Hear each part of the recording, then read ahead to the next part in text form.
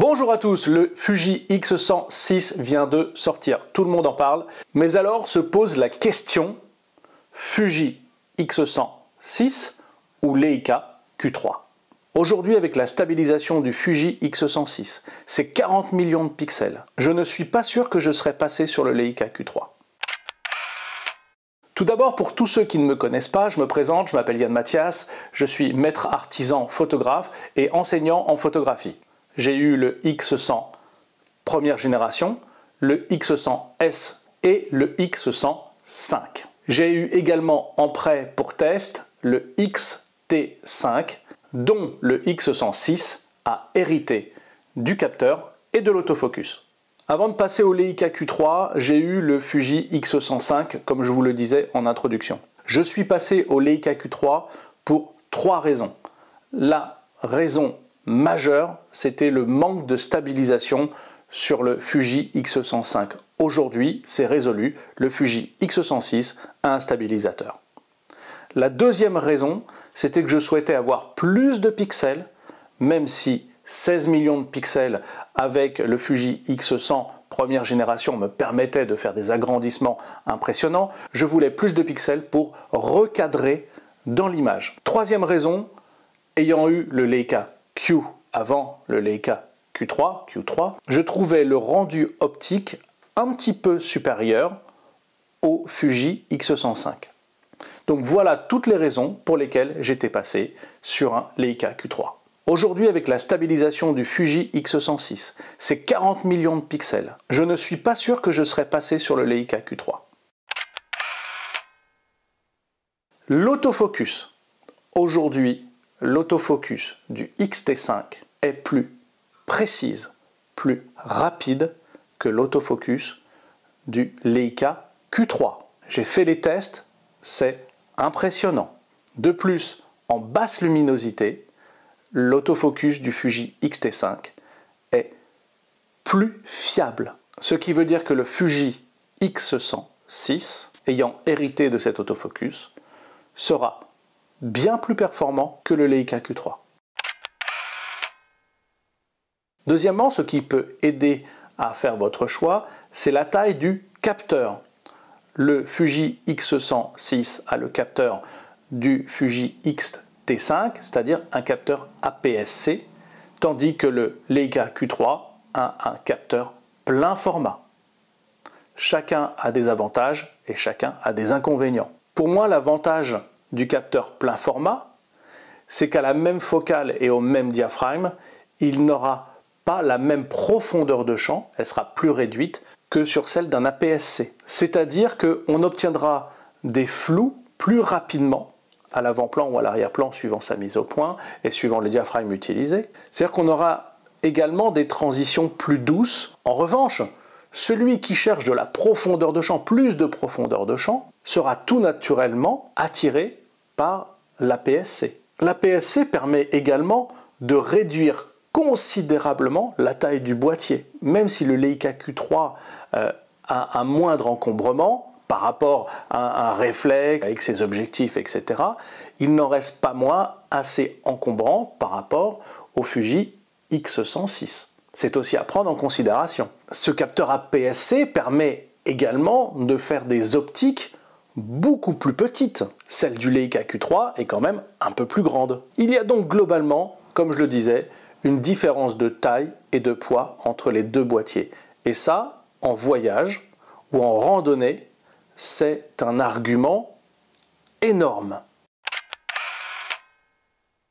Point de vue luminosité, avantage au Leica Q3 avec son ouverture 1.7 et le X106 avec son ouverture AF2 aura une demi-valeur, un demi-IL de différence à peu près. Donc on sera plus lumineux avec le Leica Q3. Mais la différence est réellement ténue et je ne suis pas sûr que ça fasse pencher des personnes pour le Leica Q3 plus que le Fuji, pardon, je vais y arriver, X106 pour ce demi-diaph quelque part.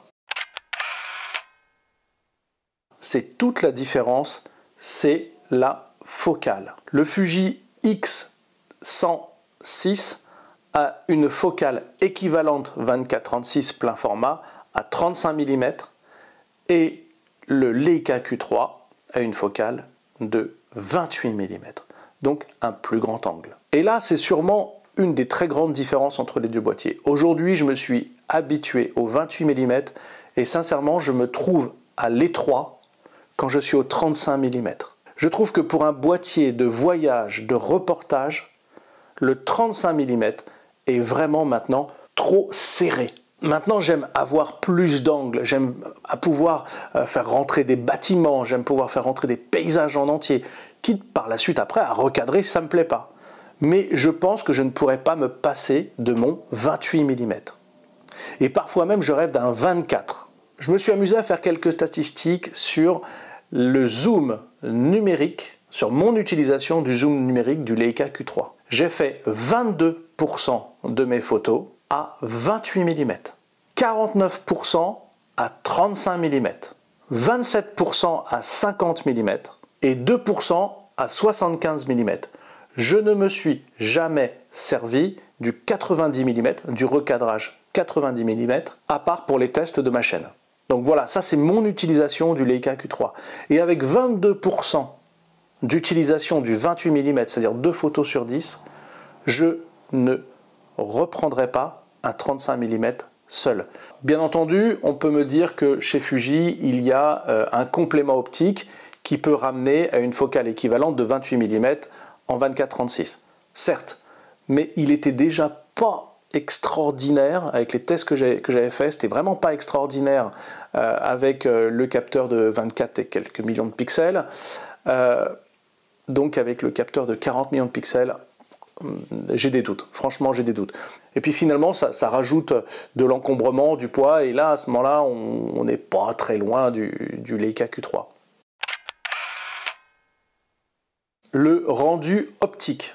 Alors pour être très honnête, quand j'ai vu la vidéo d'Éric Gibaud sur le X106, Eric que je salue, c'est un être très sympathique avec qui on a échangé et très professionnel. Donc allez voir aussi sa chaîne Éric Gibaud. Il a fait des tests sur Mir et finalement il trouve que l'optique des Fuji X100 est meilleure que l'optique Leica Q3. Alors je ne remets pas du tout en cause ces tests, c'est une personne sérieuse. Voilà. Moi je n'ai pas fait de test sur Mir, donc je ne rentrerai pas dans ce débat. En revanche, je trouve que à l'écran, sur mes tirages, je préfère le rendu de l'optique du Leica Q3. Peut-être même si elle est corrigée, je vous invite à aller voir ma vidéo sur l'optique du Leica Q3, la vérité sur l'optique du Leica Q3, l'optique des Leica Q en général. Personnellement, je trouve que le rendu, il n'est pas le même. J'ai préféré le rendu de la série des Leica Q à la série des Fuji X100. Voilà, et c'est aussi une des raisons pour lesquelles je ne reviendrai pas en arrière. L'ergonomie. Alors, il faut avouer que l'ergonomie du Fuji X100, de la série des Fuji X100, est réellement bien pensée. Pas trop lourd, il tient bien en main, même si je préfère quand même avec le repose-pouce. C'est vraiment très très bien pensé et c'est surtout très léger et très agréable. Pour moi, le Leica Q3 sans le repose-pouce, c'est ce que je dis dans mes vidéos, et j'avoue franchement, même si le design est très très beau, c'est un peu une savonnette, franchement. C'est pas l'effet que l'on a avec les Fuji X100. Après, quand on met le repose-pouce sur le Leica Q3, je trouve que l'ensemble est très très agréable. Et moi, j'ai pas mis le grip. Très agréable, le poids permet d'être assez stable. Donc finalement, on a un compromis que je préfère au Fuji X100. Au Fuji AUX, à tous les Fuji X100. Pour les menus, alors là c'est aussi une des raisons pour lesquelles je suis passé au Leica. Les menus chez Fuji, moi à titre personnel, je trouve que il y en a trop, c'est parfois un peu compliqué, c'est parfois un peu fouillis, et franchement je souhaiterais pas revenir à un tel menu. L'appareil que l'on a toujours sur soi, l'appareil pour le voyage. Alors, je trouve que sur le X106, il y a un loupé. Franchement, C'est-à-dire que finalement, il n'y a pas véritablement de tropicalisation, il n'y a pas vraiment d'étanchéité à la pluie, à la poussière, à part si on met le filtre, le truc, etc. Je pense que là, ils ont loupé le Leica Q3, on est IP52, on sait que ça fonctionne, je suis allé à la poussière, je suis allé sous la pluie, etc. J'ai protégé ma lentille, bien sûr, par un filtre anti-UV, et puis c'est tout. J'y suis allé, j'ai photographié dans des conditions extrêmes, cela n'a pas bougé. Et je n'ai toujours pas de poussière sur le capteur, toujours pas d'humidité qui rentre dans ce Leica Q3, c'est vraiment un compagnon de route. Le Fuji X106 fait quand même un peu plus fragile par rapport à l'utilisation que pourraient en faire certains voyageurs. En revanche, ce qu'il a pour lui, c'est qu'il est vraiment compact et il se met réellement dans une poche de blouson, une poche d'imperméable, une poche de ciré. Donc vraiment, d'un point de vue transportabilité, il fait mieux que le Leica Q3.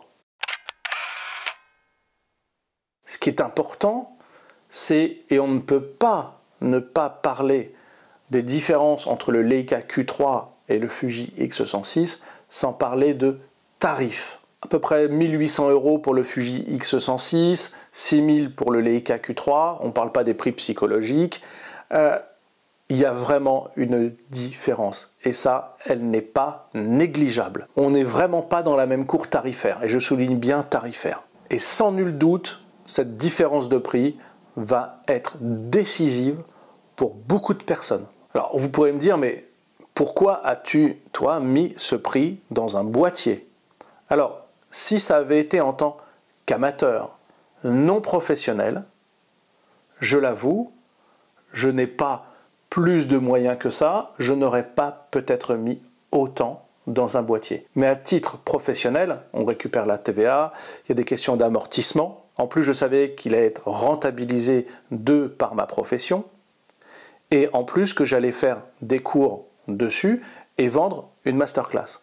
Donc, on n'est pas du tout dans la même logique que l'amateur qui souhaite s'acheter un appareil photo compact pour le voyage ou pour le plaisir de chaque jour. Alors, la masterclass que j'ai faite sur le Leica Q3, d'ailleurs je remercie tous ceux qui l'ont acheté, c'est vraiment très sympa. Et puis d'ailleurs j'ai de très très bons retours, donc si vous ne l'avez pas, je vous la conseille. Petite pub au passage, voilà, je me mets le lien en description. Donc je ne dis pas qu'il ne faut pas acheter de Leica Q3, ne me faites pas dire ce que j'ai pas dit. En revanche, c'est vrai que c'est un rêve, c'est un bijou, c'est un boîtier d'exception, j'en suis excessivement content. Je n'ai pas du tout envie de sortir de cette gamme, ni même de revenir au Fuji X100, mais c'est vrai que j'aurais eu vraiment la question, le doute de l'acheter, et je ne sais pas si je l'aurais fait en tant qu'amateur. Aujourd'hui, si j'avais le choix entre ces deux boîtiers, ça serait vraiment le 28 mm et la légère différence optique que je trouve qui ferait la différence. Voilà, je ne pourrais pas revenir sur un 35 mm. Après, il y a la question du tarif. On ne va pas se cacher, comme on l'a déjà vu. Et si aujourd'hui même, je ne voulais pas dépenser autant dans un Leica Q3, je ne pense pas également que je reprendrai un Fuji X106 ou un Fuji X100. Je pense que j'irai plus aujourd'hui avec son 28 mm sur un Ricoh GR3. Beaucoup plus compact, d'une rapidité incroyable, d'une qualité optique impressionnante. Conclusion des conclusions de la conclusion serait ce 28 mm. Donc j'espère que cette vidéo va vous permettre de faire le choix. Enfin, pour ceux qui hésitent entre le Leica Q3 et un Fuji X106, les rendus que j'ai avec le Leica Q3 me feront pencher beaucoup plus sur le Leica Q3 que le Fuji X106, qui restera quand même et qui est un boîtier d'exception, qui est très très bon. Attention, je ne dénigre surtout pas ce boîtier, et franchement, pour avoir eu du Fuji X100 par le passé, j'ai de très beaux souvenirs avec, j'ai de très belles photos, de très beaux agrandissements, et en reportage professionnel, les clients ne m'ont jamais jeté les photos à la figure en me disant que ça allait pas, bien au contraire. Ils ne faisaient pas la différence entre un Fuji X100 et mon Nikon D700, et puis après mon Nikon D750. Donc le Fuji X106 reste une vraie valeur photographique, amateur et professionnel. Ne vous en privez pas si vous savez que le 35 mm est une de vos focales préférées et que vous n'aurez pas besoin d'aller en dessous, ne vous privez pas du Fuji X106. Voilà, en tous les cas, sortez, faites des photos en Leica Q3, en Fuji X106, en Ricoh GR3, en attendant peut-être un éventuel Ricoh GR4. Voilà, sortez, faites des photos au 28, au 35, au 50, faites-vous plaisir. Allez, à très vite pour une prochaine vidéo.